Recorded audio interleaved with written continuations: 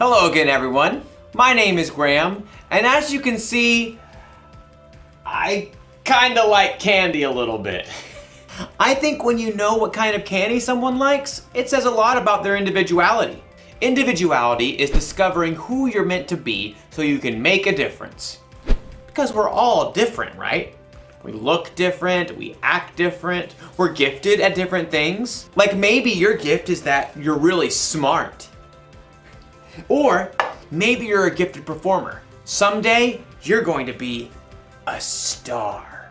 Or what if your gift is sports? Of all these gifts here, which one do you think will make the greatest difference in the world?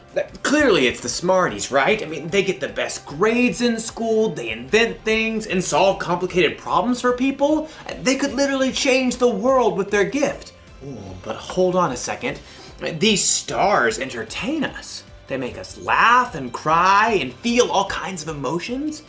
We learn things from the songs they sing and the stories they tell.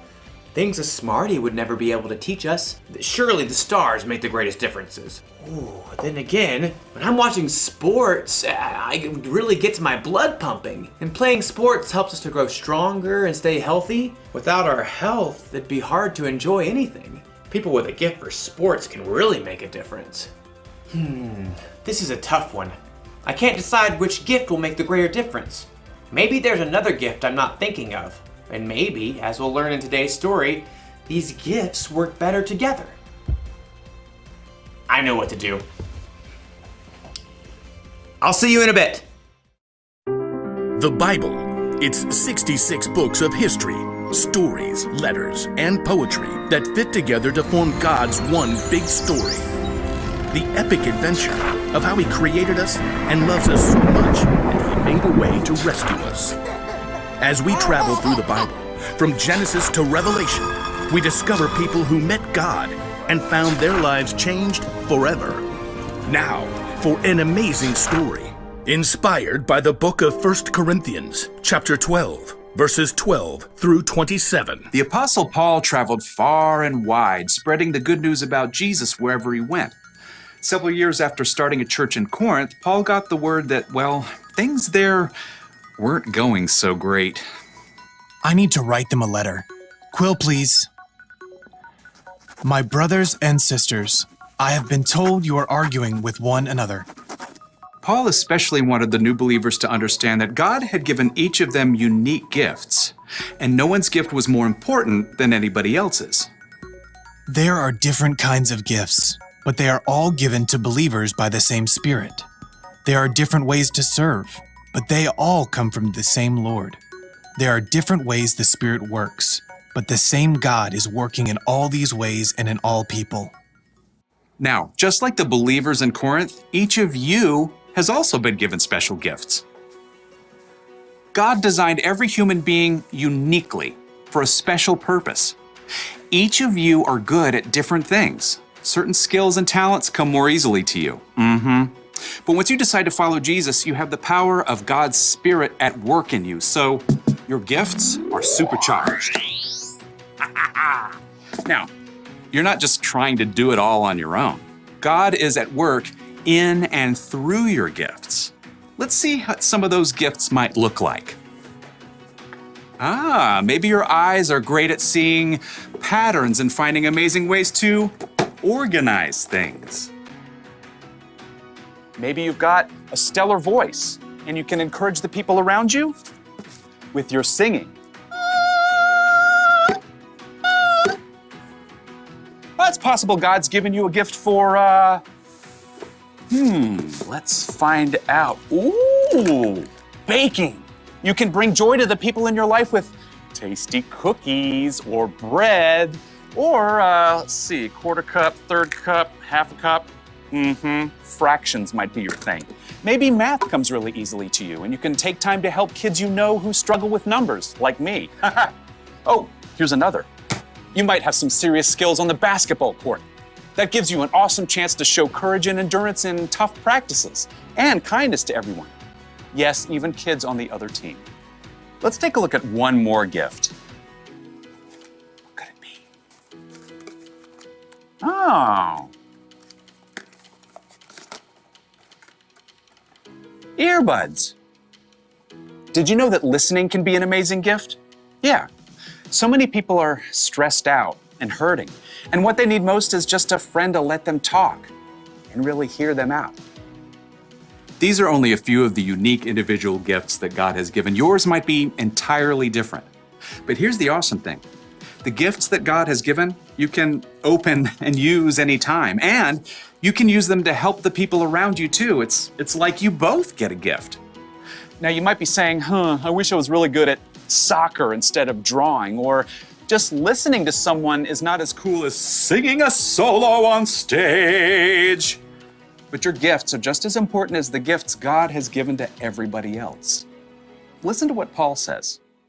There is one body, but has many parts. It is the same with Christ. We are all baptized by one Holy Spirit, and so we are formed into one body. Then Paul sets up some pretty amazing word pictures. Take a look. Suppose the foot says, I am not a hand, so I don't belong to the body. by saying this, it cannot stop being part of the body. And suppose the ear says, I'm not an eye, so I don't belong to the body. by saying this, it cannot stop being part of the body. If the whole body were an eye, how could it hear? If the whole body were an ear, how could it smell? God has placed each part in the body just as He wanted it to be. If all the parts were the same, how could there be a body? As it is, there are many parts, but there is only one body. The eye can't say to the hand, I don't need you. the head can't say to the feet. I don't need you. In fact, it is just the opposite. The parts of the body that seem to be weaker are the ones we can't do without. God has put together all the parts of the body. In that way, the parts of the body will take care of one another. If one part suffers, every part suffers with it. If one part is honored, every part shares in its joy. You are the body of Christ. Each one of you is a part of it. God has given you a unique gift. No one else can play your part in the work God is doing in this world. And when you choose to follow God and let Him work through your gift together with others, you can make a big difference in the world around you.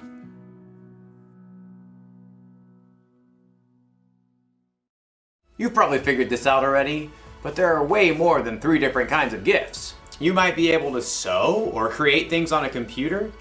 You could be good at balancing things on your head. And there are other things you might not think of as gifts. You might be a good listener or a good friend. You could be super patient or a peacemaker. And the truth is, all gifts, no matter how big or small they appear, can make a great difference in the world. But there's a way they can be even greater. When you believe that Jesus is who He says He is, then you're a part of something bigger than just yourself. The Apostle Paul wrote, "You are the body of Christ. Each one of you is a part of it." That means it takes all of us working together with all of our many different gifts to truly point people the way to Jesus and to show people what Jesus is like. When we use our gifts together, we can make a greater difference than we can using our gifts alone. So, just imagine.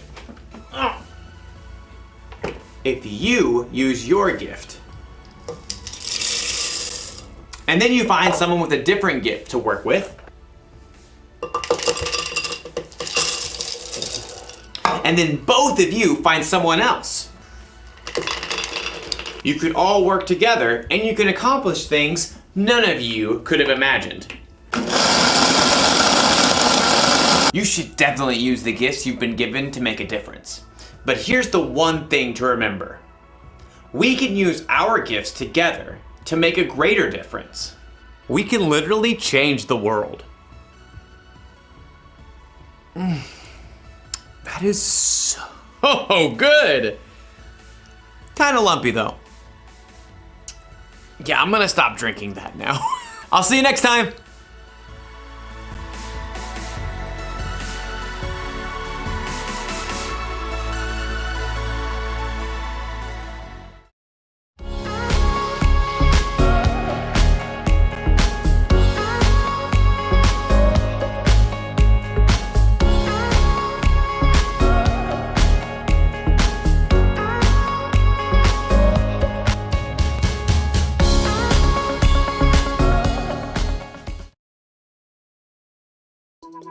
I want to be rich. I want to be cool. I want to be pretty. I want to be successful. I want to be cool. I want to be powerful. I want to be rich. I want to be popular. I want to be clever. I want to be successful. I want to be pure. I want to be heartbroken. I want to be merciful. I want to be humble. I want to be hungry. I want to be gentle. I want to be a peacemaker. I want to be persecuted. Just be.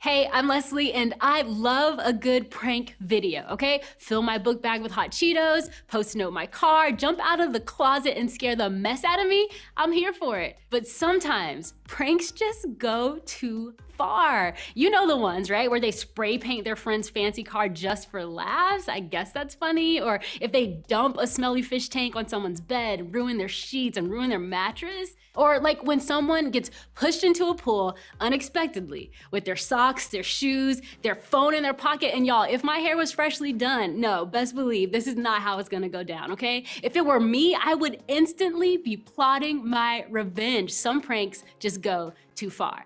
And let's be honest, even if I got you back for what you did to me, I would still not look at you the same. Like, I don't know if we're really friends, right? Like, after some pranks, I can't help but wonder, how could they ever forgive their friend and move on from something like that?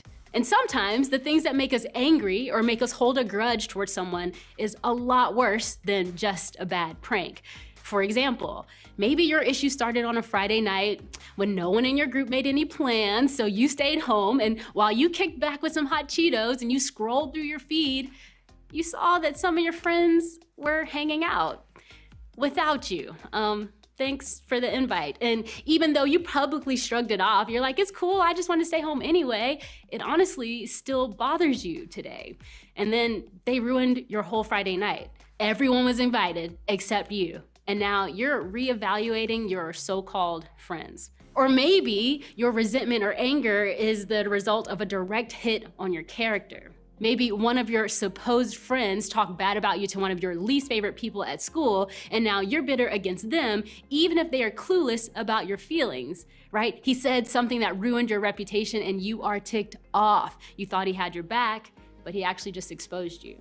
But bitterness isn't just reserved for friends. Sometimes family can inspire all kinds of bad vibes too. Like maybe your parents said no to you going to the most epic party of the year. Or maybe it was your sibling who borrowed your favorite shirt without permission and spilled salsa on it. Or maybe you're the oldest one in your family and you're tired of being the free Uber driver for all your younger siblings.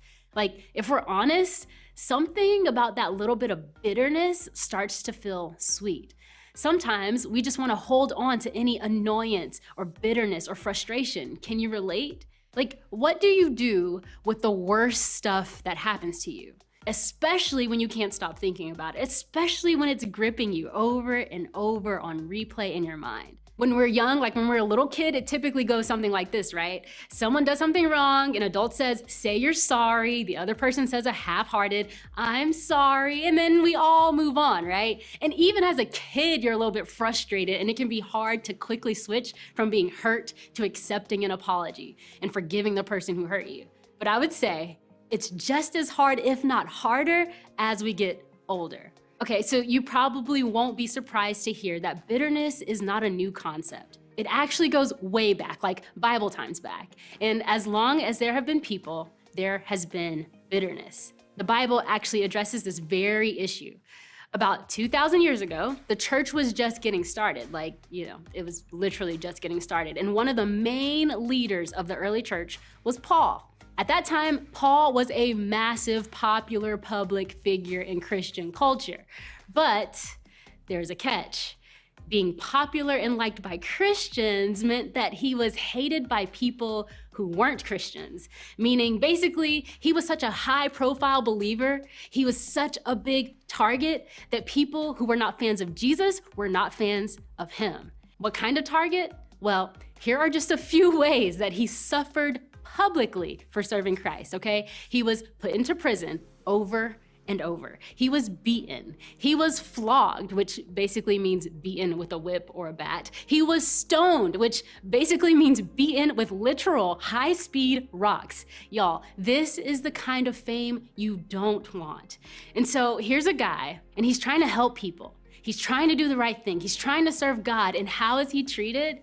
Not great, okay? If anyone deserved to be bitter, it was this guy. But what Paul says about bitterness is actually the opposite of what we would expect. In one of his letters to the church in Thessalonica, Paul encouraged the new Christians there and challenged them to live differently than the world around them. One verse in particular takes an interesting approach to the idea of bitterness and unforgiveness. He says this: make sure that nobody pays back wrong for wrong. And maybe you're thinking, whoa, I wasn't talking about revenge. Like, that's a strong word. I'm not really into revenge, right? I'm not sitting in a dark room plotting to get back at whoever wronged me. But maybe Paul isn't just talking about revenge. He's talking about not continuing the cycle of wrong. So maybe paying back wrong for wrong could sound like, hey, he never apologized, so I can't forgive him. That's a cycle of wrong. Or they don't deserve my forgiveness or my friendship after what they did. That's the cycle of wrong. Or they didn't earn my forgiveness and they haven't paid for what they did. Or she hurt me, so I'm gonna hurt her. She's canceled. See, Paul had some legit reasons to be upset. His frustrations were even more frustrating than a salsa stain or being left at home on a Friday night while the rest of your friends were hanging out. People were literally treating him so badly just for how he was living his life. Like, I would classify beatings for good behavior, as overreacting. But even though Paul had suffered for an unfair reason, he didn't believe that his mistreatment required revenge. Instead, he writes this: but always strive to do what is good for each other and for everyone else. Okay, so hold up. Are you saying not only are we supposed to keep ourselves from paying someone back wrong for wrong, we're also supposed to be nice?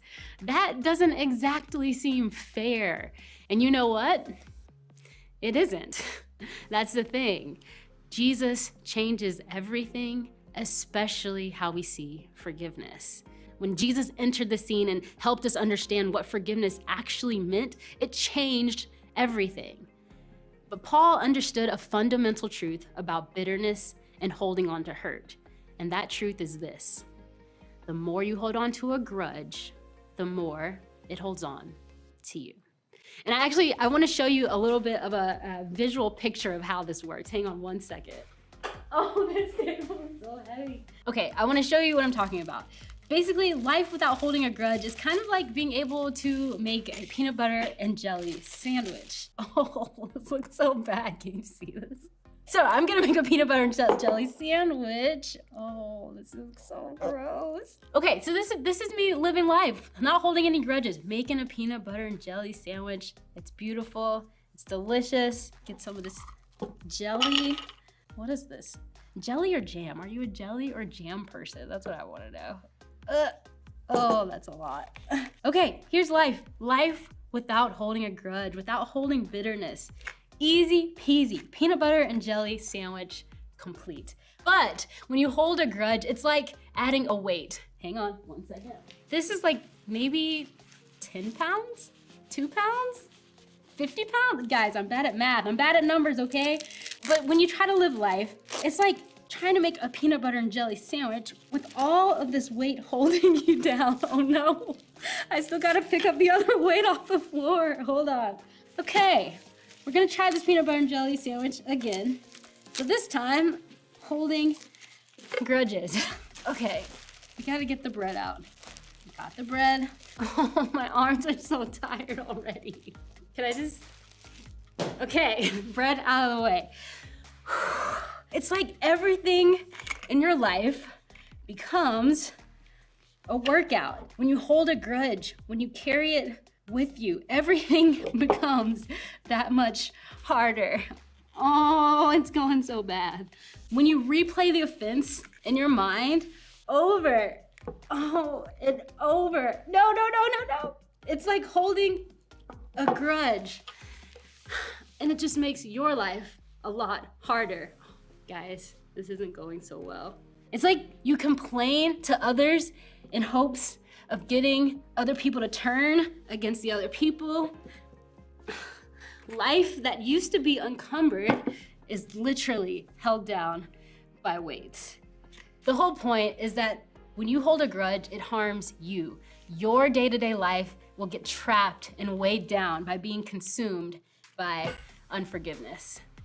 Okay, I'm gonna get rid of this. Okay, so when I was in high school, my group leader told me that unforgiveness is like drinking poison and hoping the other person gets sick. And to be honest, I didn't quite understand it at the time, but over the years, I kept coming back to that. Unforgiveness and bitterness can be a nasty cycle that we can get stuck in if we're not careful. And the more we dwell on and focus on the wrong and how angry we are, the more poisonous it is to me. You see, I grew up thinking that forgiveness was for the other person, the one who wronged me. But really, forgiveness is for me. Forgiveness is a conscious decision to let go of someone's debt to us and not expect them to make up for it. Yeah, they owe you, but you get to decide that you're not gonna wait until they pay you, right? It's your way of letting go of revenge and negative emotion, not for the other person's benefit, but for you.